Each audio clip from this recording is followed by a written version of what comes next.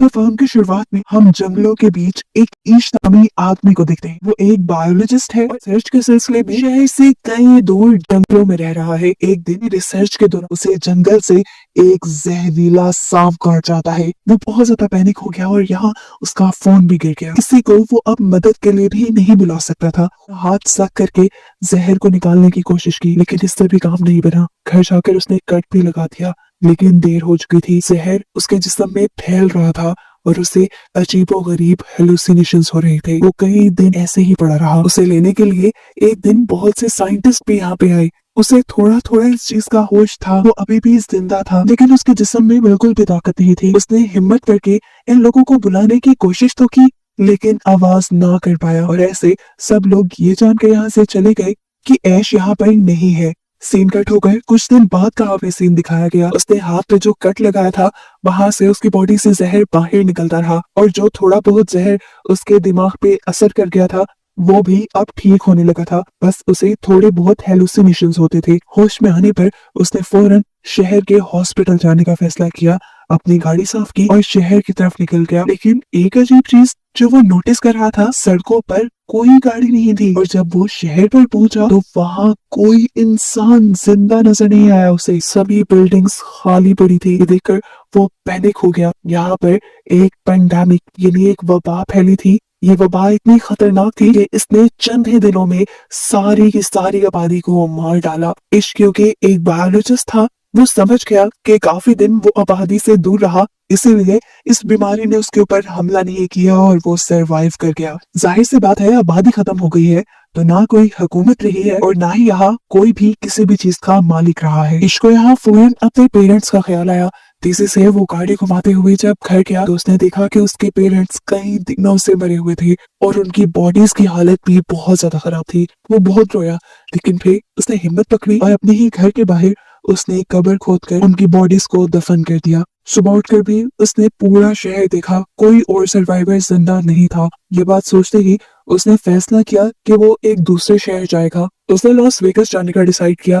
कुछ जरूरत का सामान और गन लेते हुए वो निकल गया, लेकिन ब्रिज जो लॉस वेगस की तरफ जाता था वो भी सील था। उसे बहुत गुस्सा आया और लंबा रास्ता लेकर जैसे ही वो लॉस वेगस पहुंचा तो देखा कि यहाँ पे भी सभी लोग मारे गए। मॉल्स, बड़े बड़े होटल्स, कैसीनोस सब खाली थे। थक हार कर वो एक होटल में चला जाता है, वहाँ रात गुजारता है और महंगी चीजें एंजॉय करता है, क्योंकि अब ये सब कुछ उसके लिए फ्री था। वो अपनी उम्मीद खो चुका था कि उसे कोई मिलेगा, लेकिन लकीली अगले ही रात उसे दो लोग मिले। ये दोनों ही सरवाइव कर गए थे उस बीमारी से। लड़की ने अपनी दुखिया कहानी बताई कि उसने अपनी फैमिली को वीडियो कॉल पे मरते देखा है और अब उसे जीने की कोई उम्मीद नहीं, जबकि ये आदमी भी मरना ही चाहता था, क्योंकि ऐसी अकेली दुनिया में वो सरवाइव नहीं कर सकता था। आज रात के लिए ये लोग भी इश्क के साथ स्टे करते हैं, लेकिन सुबह होने पर इन लोगों के इरादे इश्क को खतरनाक लगे। उस आदमी के पास एक गन थी और वो तीनों को मारने का इरादा रखता था ताकि तीनों की मौत आसान हो जाए, लेकिन इश्क को जीना था, इसलिए वो उठकर वहां से बाहर निकल गया और पीछे उससे गोलियां चलने की आवाजें सुनाई थी। यानी उन दोनों ने अपनी जान ले ली थी। इस हादसे ने उसे और भी ज्यादा तोड़ दिया था। उसे शिद्दत से एहसास हो रहा था कि अब वो पूरी दुनिया में अकेला ही रह गया है। तेज गाड़ी चलाते हुए वो अपने घर वापस लौट आया। रास्ते में उसकी गाड़ी के सामने एक डॉग भी आ गया था। वो डॉग भी बिल्कुल इश्क की तरह अकेला था। इश्क ने इसे अपना साथी बना लिया और उसे जीने की एक नई उम्मीद मिली। इसने एक नई सिरे से अपनी लाइफ गुजारना शुरू की। सर्वाइवल की किताबें पढ़ना शुरू। खाने पीने की तो यहाँ कोई कमी नहीं थी, कमाने की अब जरूरत भी नहीं थी। रोज काम करने के वक्त वो पूरे टाउन में घूमता था इस उम्मीद से कि शायद उन्हें कोई सर्वाइवर मिल जाए, लेकिन हर रोज वो ना उम्मीद लौटता था। एक दिन वो जब चाय पीते हुए अपने डॉग के साथ विंडो के पास खड़ा था तो तभी उसका डॉग अचानक से भौंकने लगा, क्योंकि उसे किसी इंसान के होने का पता चला था। दूर एक घर में से धुआं निकल रहा था। साफ मतलब था कि वहाँ पे कोई इंसान हो सकता है। फौरन उसने गाड़ी निकाली और उस घर की तरफ बढ़ गया जहाँ से धुआं दिखाई दे रहा था। किस्मत से वहाँ पे एक लड़की थी जो उसे देखकर तो डर गई। इसने उसे यकीन दिलाया कि वो उसे नुकसान पहुंचाने नहीं आया, वो खुद भी एक अकेला इंसान है और किसी दूसरे सर्वाइवर की तलाश कर रहा है। ये बात सुनकर उस लड़की ने उसे अपने घर आने की इजाजत दे दी। इस लड़की का नाम था एमा। इन दोनों की बातों से हमें पता चलता है कि उस पैंडेमिक को लगभग 1 साल गुजर चुका है। एमा और ईश दोनों ने ही इस पूरे 1 साल में उन दोनों के अलावा किसी दूसरे सर्वाइवर को नहीं देखा। ये दोनों खुश थे कि उन्हें एक दूसरे का साथ मिल गया, नहीं तो अकेले जिंदगी गुजारना बहुत ज्यादा मुश्किल हो रही थी। ये लोग डिप्रेशन में जा रहे थे क्योंकि इंसान सोसाइटी में रहने का आदी है। अकेले रहकर उनकी दिमागी हालत काफी हद तक खराब हो चुकी थी। इन दोनों ने फैसला किया कि ये दोनों एक साथ ईश के घर पे रहेंगे, क्योंकि ईश के घर के बहुत पास जनरल स्टोर भी था जहाँ पर खाने की सप्लाईज थी, और ईश ने वैसे भी अपने घर पे बहुत सारी चीजें स्टोर भी की हुई थी जिनसे इनका जीना आसान हो सकता था। एमा भी ईश के घर आ जाती है। यहाँ पर जब ये दोनों एक साथ रहना शुरू करते हैं तो इनकी जिंदगी पहले से काफी बेहतर हो चुकी थी। एमा ईश का काफी सारे कामों में साथ देती है, वो ईश का हुलिया ठीक करती है, और साथ ही साथ ये लोग ईश के घर की रेनोवेशन भी स्टार्ट कर देते हैं, क्योंकि ईश ने इस पूरे 1 साल में अपने घर पर ध्यान नहीं दिया था। एक साथ काम करने के लिए ये रोज सुबह उठते और अपना टारगेट पूरा करते। ये दोनों ये भी समझते थे कि अगर दुनिया में सिर्फ ये 2 ही लोग बचे हैं तो अब इन्हें आबादी भी बढ़ानी चाहिए। पहले तो ये दोनों का फैसला था, लेकिन ईश को जब पता चला कि एमा प्रेग्नेंट हो गई है तब वो बहुत ज्यादा डर गया। उसे डर था कि क्या उसके बच्चे इस अजीब से दुनिया में सरवाइव कर पाएंगे। एमा उसे हौसला देती है कि सब बेहतर हो जाएगा। ईश जो कि एक बायोलॉजिस्ट था, वो बुक से पढ़कर बच्चे के पैदा होने के तरीके देखने लग जाता है, क्योंकि वो जानता था कि ये दोनों अकेले हैं और उन्हें ये काम खुद ही करना पड़ेगा। साथ ही ये दोनों इस घर को परफेक्ट करने की भी कोशिश कर रहे थे। ईश ने यहाँ पे सोलर पैनल्स भी लगा लिए थे ताकि उनके घर में इलेक्ट्रिसिटी की कमी ना हो। पेंडेमिक को क्योंकि काफी वक्त गुजर गया था, शहर भी जंगल की तरह बनने लगे और जंगल के जानवर शहरी इलाकों की तरफ आने लगे। उनके लिए ये बड़ा खतरा बनता जा रहा था, इसलिए उन्होंने अपने घर के इर्द गिर्द एक बाड़ बना ली और इन जानवरों से बचने के लिए अपने पास कुछ हथियार भी रख लिए। इन लोगों ने खुद भी बहुत से पालतू जानवर पाल लिए थे जिनसे इनकी जरूरत की चीजें पूरी होती रहें, और ये लोग ज्यादा से ज्यादा मसरूफ भी रहे। इंसान ना होने की वजह से इर्द गिर्द का सारा इलाका हरा भरा हो गया और यहाँ की हवा भी बहुत साफ हो गई। इनकी सेहत भी अच्छी हो गई थी पहले से काफी। इनकी लाइफ एक तरह से परफेक्ट ही थी, लेकिन फिर एक दिन इनको एक और बड़ी मुसीबत का सामना करना पड़ गया। पता नहीं कहां से शहर में बेतहाशा चूहे आ गए। इनको देखकर ईश बहुत ज्यादा पैनिक हो चुका था। इन चूहों को अपने घर से दूर रखने के लिए ईश ने सारा आड़ कबाड़ अपने घर के इर्द गिर्द जलाना शुरू कर दिया, लेकिन ये एक रात तक काम कर सकता था। एमा ने उसे समझाया कि हम इसका भी हल निकाल लेंगे। सुबह होने पर ईश घर से बाहर गया और आसपास से बहुत सारी बिल्लियों को लाकर उसने यहाँ पर छोड़ दिया। बिल्लियों ने ये चूहे खाना शुरू कर दिए और आखिर ये लोग इस प्रॉब्लम से भी निकल गए। फाइनली अब वो दिन भी आ गया था जब एमा को अपने बच्चे को जन्म देना था। ये सारा काम ईश खुद हैंडल करता है और हमें दिखाया जाता है कि इन लोगों के पास एक बहुत ही प्यारी बेटी पैदा हुई थी, जिसे देखकर ये लोग बहुत ज्यादा खुश थे। जीने की एक नई उम्मीद जो मिल गई थी इन्हें। इसके बाद ये लोग अब सड़कों पर जाकर अपने घर का एड्रेस लिखाते हैं, इस उम्मीद में कि अगर कोई सर्वाइवर यहाँ तक आए तो वो उनके घर पहुंच जाए खाना और पानी के लिए। देखते ही देखते 6 साल और गुजर गए। ईश किसी काम के लिए जंगल की तरफ बढ़ रहा था कि अचानक उसकी कार के सामने एक जंगली जानवर आ गया। डरकर ईश बाहर निकला तो उसने जानवर को देखा। वो अभी जिंदा था, दर्द में तड़प रहा था, इसलिए ईश ने उसकी मुश्किल आसान की और उसे शूट करके मार डाला। ये सब दूर खड़ी एक लड़की देख रही थी। गन की आवाज सुनकर वो घबराकर जंगल के अंदर भागने लगी। ईश ने भी उसे भागता देख लिया और वो फौरन उसके पीछे भागा उसे पकड़ने के लिए। इस लड़की को लग रहा था कि ईश उसे नुकसान पहुंचाएगा, लेकिन ईश ऐसा नहीं था। वो लोग तो खुद सर्वाइवर्स को ढूंढ रहे थे। वो जब इस भूखी लड़की को एक सेब खाने को देता है तो ये लड़की समझ जाती है कि ईश बुरा नहीं है। ईश उसे अपने साथ घर लाना चाहता था, लेकिन ये लड़की उसके साथ गाड़ी में नहीं बैठी बल्कि पीछे ट्रंक पे बैठ गई। घर आने पर भी देखने को मिला कि वो लड़की ट्रंक से निकलने को तैयार ही नहीं थी। घर पर हमें देखने को मिला कि इतने सालों में ईश और एमा के 2 बच्चे हो चुके थे और अब उनके पास एक तीसरा बच्चा भी पैदा होने वाला था। इन्होंने जो पूरे टाउन में अपना एड्रेस लिखा था उसे देखते हुए 2 और सर्वाइवर इनके साथ रहने आ गए थे, जिनका नाम था जॉर्ज और मरीना। और अब पिछले 1 साल से ये लोग ईश और एमा के साथ ही रह रहे थे, क्योंकि यहाँ पर किसी चीज की कमी नहीं थी। खैर, ईश जिस लड़की को जंगल से लेकर आया था वो लड़की अभी भी ट्रक से बाहर नहीं निकली थी। पूरी रात भी उसने ट्रक में ही गुजार दी। मरीना सुबह होने पर जब उसे खाना देने आई तो घबरा कर उसने खाना भी दूर फेंक दिया। तब मरीना ने उसे काम डाउन किया और अपनी कहानी सुनाई कि वो और जॉर्ज काफी महीनों से इस अकेली दुनिया में भटक रहे थे। उन्हें ईश और एमा का एड्रेस मिला और वो उन्हीं के साथ रहने लग गए। उसने बताया कि ये दोनों बहुत अच्छी हैं और यहाँ भी किसी चीज की कमी नहीं। उसकी ये बातें सुनकर ये लड़की थोड़ा काम डाउन होती है और उनके साथ घुलने मिलने लग जाती है। लेकिन अजीब बात थी, उस लड़की ने ना तो ज्यादा बात की थी अभी तक और ना ही उसने अपना नाम बताया था।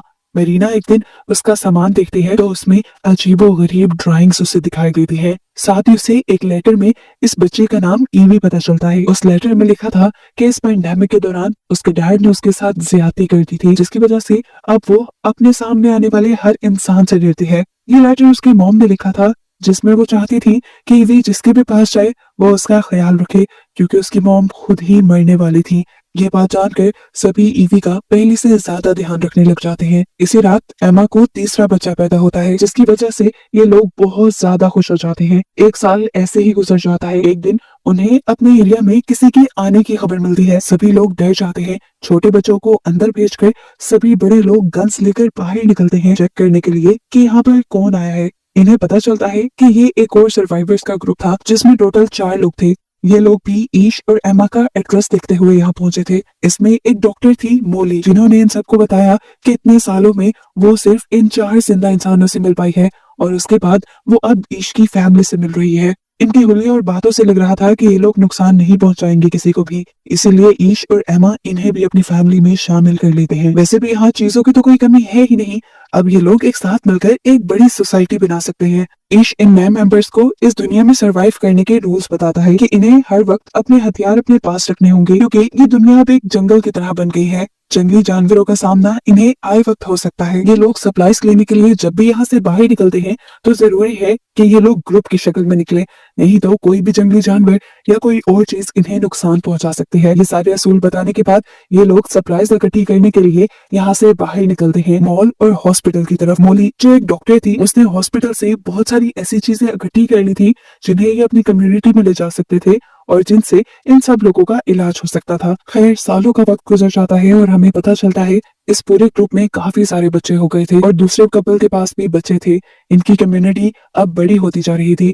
ईश अपने सारे बच्चों को पढ़ाता था और उन्हें बताता था कि पहले की कम्युनिटीज कैसे होती हैं, इंसान कैसे सरवाइव करते हैं। वो उन्हें पढ़ा रहा था ताकि आने वाले वक्त में उन्हें कोई मुश्किल ना हो। जिंदगी इनकी नॉर्मल गुजर रही थी। घर के आसपास पूरा जंगल उगा था और इसी जंगल में से एक दिन एक बहुत बड़ा शेर इनके घर में आ घुसा। शुक्र था कि ठीक वक्त पर ईश की नजर उसके ऊपर पड़ गई। अपने बच्चों को बचाने के लिए ईश वहां पे आ गया और शेर ने उसके ऊपर हमला कर दिया। इससे पहले कि ये लोग उसे कुछ कर देते, शेर ने उसे चीर फाड़ डाला। ये देखकर सभी पैनिक हो गए। सभी जब यहाँ आए तो शेर यहाँ से चला गया। एमा ईश की ये हालत देखकर गुस्से से पागल हो गई और उसने गन लेकर जाके जंगल में उस शेर को शूट करके मार डाला। जबकि यहाँ ठीक वक्त पर मोली के साथ सभी लोगों ने मिलकर ईश की जान बचा ली और फिर उसका ट्रीटमेंट भी होने लगा। काफी हफ्ते लगे लेकिन फिर ईश पहले जैसा सेहतमंद हो गया। देखते ही देखते अब 17 साल भी गुजर गए। इन सब लोगों के बच्चे अब जवान हो चुके थे। हमें पता चलता है कि इतने सालों बाद ईश की बड़ी बेटी हैदर उनके ही ग्रुप के एक लड़के में इन्वॉल्व होने लगी। इनकी दोस्ती काफी अच्छी थी और इनकी दोस्ती से किसी को भी एतराज नहीं था, क्योंकि इन्हीं सब लोगों ने आपस में रिलेशन बनाने थे। हैदर और ये लड़का अब इस दुनिया को एक्सप्लोर करने और सर्वाइवर्स ढूंढने की उम्मीद में इस टाउन से बाहर जाना चाहते थे। इस चीज पे भी किसी को कोई एतराज नहीं हुआ और ये लोग उन्हें गन्स और कुछ जरूरी सामान देकर सफर पे भेज देते हैं। उनके जाने के बाद यहाँ पर एक और मसला बन जाता है। बाकी रिसोर्सेज तो इनके पास ठीक ठाक थे, लेकिन अब इन्हें पानी की कमी का सामना करना पड़ गया था। डैम पर जाके इन्हें पता चला कि डैम्स का पानी खत्म हो रहा है और ये मसला इनके लिए जानलेवा भी साबित हो सकता था। कुछ दिन बाद इनके एरिया में आता है एक और सर्वाइवर्स का ग्रुप, जिनके पास 2 ट्रक थे। उनके पास पेट्रोल की कमी थी जो वो ईश से मांगने के लिए आए थे। इसके बदले वो उनसे कहते हैं कि हम आप लोगों की पानी वाली प्रॉब्लम को सॉल्व कर सकते हैं, क्योंकि हमारे पास ड्रिल मशीन है और जमीन के नीचे से ड्रिल करके अभी भी पानी निकाला जा सकता है। ईश को ये ऑफर बुरी नहीं लगी थी। उसने अपनी कम्युनिटी में इन लोगों को रख तो लिया, लेकिन अपने सभी लोगों को वार्निंग दे दी कि संभल के रहना, हो सकता है कि ये सर्वाइवर्स खतरनाक हों। दिखाया जाता है कि अब इन लोगों ने अपनी डील के मुताबिक ईश के घर पे ड्रिलिंग शुरू कर दी थी। कई दिनों की मेहनत के बाद आखिर पानी निकल भी गया और ये लोग बहुत ज्यादा खुश हुए। डील पूरी हो चुकी थी। ईश के लोगों ने भी इन्हें ऑयल दे दिया और आज रात इन्होंने सेलिब्रेट किया। सुबह होते ही इन लोगों को यहाँ से निकल जाना था। ईश ने नोटिस किया कि उस ग्रुप का लीडर चार्ली बड़े ही मशकूक अंदाज में रात के बाद उनके कमरे से निकल रहा था और बाहर उसका एक बंदा पहरा दे रहा था। उसे जब जाके देखा तो पता चला उसने ईवी को टॉर्चर किया था। ईश ने जल्दी से ये बात अपनी पूरी कम्युनिटी को बताई। ये बात सच में खतरनाक थी। ईवी ने बताया कि वो कह रहा था कि अब वो यहाँ से कहीं नहीं जाएगा क्योंकि यहाँ पर सप्लाईज काफी ज्यादा हैं और उसके पास बहुत सारी गन्स भी हैं। ये जानकर सभी लोग घबरा जाते हैं और ईश को लगता है कि अब उन्हें चार्ली को मारना चाहिए। अगर उन्होंने चार्ली को ना मारा तो वो उनकी इस पूरी कम्युनिटी को मार देंगे जो इतने सालों बाद बनी है। चार्ली को मारने के हक में तो सारे थे, लेकिन कुछ का ख्याल था कि अभी इस दुनिया में बहुत कम लोग बचे हैं। अगर उन्होंने चार्ली को मार दिया तो ये आबादी में बहुत बड़ी कमी नजर आएगी। तब ईश उनसे कहता है कि अगर हमने चार्ली को ना मारा तो हम लोग भी मारे जाएंगे। अब ये लोग एक प्लान बनाते हैं और बाहर निकलकर चारों तरफ से चार्ली को घेर लेते हैं। इससे पहले कि चार्ली कुछ कहता, ईश ने एक कुल्हाड़ी से उसकी जान ले ली और उसके बाद उसे दफन कर दिया। ये सब करने के बाद उसे बहुत ज्यादा बुरा लग रहा था। उसने पहली मर्तबा किसी को मारा था, वो भी अपने सर्वाइवल के लिए। वो जानता था कि ये गलत काम नहीं, उसने अपनी कम्युनिटी को बचाने के लिए ये सब किया, लेकिन फिर भी वो दुखी था। सुबह होने पर ये लोग चार्ली के ग्रुप को बताते हैं कि इन्होंने इनके ग्रुप लीडर चार्ली को मार दिया है क्योंकि उसने इनकी कम्युनिटी की एक लड़की को टॉर्चर किया था। चार्ली की मौत का सुनकर चार्ली के पूरे ग्रुप को ज्यादा बुरा नहीं लगा और कुछ ने तो ये भी बताया कि चार्ली अपने लीडर होने का फायदा उठाता था। उसने अपने ग्रुप की लड़कियों को भी टॉर्चर किया था, इसीलिए सारे लोग उसके मरने से खुश ही थे सिवाय उसके एक दोस्त के जो इनके ऊपर खूब चिल्लाता है। ईश अब चार्ली के पूरे ग्रुप से कहता है, हमारे पास किसी चीज की कमी नहीं, आप सब लोग यहाँ सुकून से रह सकते हैं, लेकिन ये लड़का नहीं क्योंकि इसमें से मुझे चार्ली जैसी ही बू आ रही है। ये हमारे लिए खतरा साबित हो सकता है। सब लोगों की एक जैसी राय लेकर सजा के तौर पे ये लोग चार्ली के दोस्त को अपनी कम्युनिटी से बाहर निकाल देते हैं। पहले तो ये लड़का निकल गया, लेकिन जब उसे एहसास हुआ कि वो बाहर की कम्युनिटी में अकेला सरवाइव नहीं कर पाएगा तो वो वापस पे आया। लेकिन ईश ने अपनी कम्युनिटी की सिक्योरिटी के लिए उसे कबूल नहीं किया। देखने को मिला कि कम्युनिटी के सभी बच्चे पुरानी ही रिसर्च से एक प्लेन बनाने की कोशिश कर रहे थे। वो जानते थे कि कुछ ही दिनों में वो इसे परफेक्टली बना भी लेंगे, लेकिन उससे पहले ही इनकी कम्युनिटी को एक और बड़ी मुसीबत का सामना करना पड़ गया। कम्युनिटी के बहुत से लोग उसी वायरस से इन्फेक्टेड हो गए जो वायरस आज से 20 साल पहले फैला था, जिनसे पहले ये सारे सर्वाइवर्स किसी न किसी तरह इम्यून हो गए थे। मोली के पास काफी सारी मेडिसिन थी जिसकी वजह से उसने इन सबका इलाज तो किया, लेकिन ईश का बेटा वो बहुत ज्यादा बीमार था। उसकी इतनी ज्यादा खराब हालत की वजह से पूरी ही कम्युनिटी परेशान थी। इसी परेशानी में हम देखते हैं कि ईश की बड़ी बेटी अकेले वापस घर लौटती है। वो रो रही थी। सबने उससे उसके पार्टनर के बारे में पूछा और रोते हुए उसने कहानी बताई कि ये लोग जब सफर पे निकले तो इन्होंने बहुत सारे शहर ढूंढे, सर्वाइवर्स की तलाश की, एक एक घर छान मारा, लेकिन कोई सर्वाइवर इन्हें ना मिला। ये जगह जगह अपने घर का एड्रेस लिखते रहे और फिर ये लोग एक जगह पहुंचे जहाँ जंगलों में इन्हें एक इंसान मिला और उसने हैदर के पार्टनर को पकड़ के मार दिया। उसने कहा था कि ये चार्ली का बदला है, यानी साफ मतलब है ये वही आदमी था जिसे ईश ने अपने ग्रुप से निकाल दिया था। हैदर ने बताया कि मैं अपनी जान बचाने के लिए और क्या भी करती, मैंने उसे भी मार डाला और फिर तेजी से अपने घर वापस लौट आई। सब लोग दुखी थे, अभी इस दुख से निकले नहीं थे कि ईश का दूसरा बेटा भी मर गया। बात सिर्फ यहीं पे खत्म नहीं हुई। ईश के बेटे के मरने के बाद उनकी कम्युनिटी के 3 और मेंबर्स मारे गए और इस हादसे से ईश बुरी तरह टूट गया। उसका अब इस दुनिया में रहने का दिल नहीं करता था, वो इस दुनिया से जाना चाहता था, लेकिन तब एमा ने उसका साथ दिया, बिल्कुल उसी तरह जब वो बिल्कुल अकेला था। उसने कहा, देखो जब हमें कोई नहीं मिला था हम दोनों ने मिलकर जिंदगी की शुरुआत की और अब तो हमारा इतना बड़ा ग्रुप बन गया है, हमें ही इस दुनिया को आबाद करना है। तुम अगर ऐसे ही हार मान जाओगे तो ग्रुप के बच्चों को कौन ट्रेनिंग देगा। उसकी बात सुनकर ईश को थोड़ा हौसला मिला और वो पहाड़ों पे चला गया सनराइज देखने के लिए। पिछली दुनिया के सनराइज से बहुत मुख्तलिफ था। पहले जैसे ये नेचर के रंग फीके लगते थे, अब हर चीज में ताजगी थी। ये देखकर ईश को एहसास हुआ कि ये पहले वाली दुनिया नहीं रही, ये एक नई दुनिया है। वो अपने बच्चों को पहले वाली दुनिया में रहने की तरबियत दे रहा था, ये गलत था। वो समझ गया कि अब उसे अपने बच्चों को इस नई दुनिया में सरवाइव करना सिखाना है। घर जाकर यही स्पीच वो अपने बच्चों को देता है कि हम अभी तक गलत डायरेक्शन में पड़ रहे थे, हम पुरानी दुनिया में चलने की कोशिश कर रहे थे, लेकिन जब पुरानी दुनिया रही ही नहीं तो फिर उसमें चलने की ट्रेनिंग क्यों लेनी है। ये एक नई दुनिया है और हमें इसके मुताबिक चलना है। ईशने ने कहा कि अब से तुम लोग वही सीखोगे जो नेचर तुम्हें सिखाएगा और जो इस दुनिया में रहने के लिए जरूरी है। इस दुनिया में इनकी कम्युनिकेशन बिल्कुल बंद हो गई थी, तो इसीलिए इन्होंने फैसला किया कि ये अब अपना कम्युनिकेशन नेटवर्क बनाएंगे। इन्होंने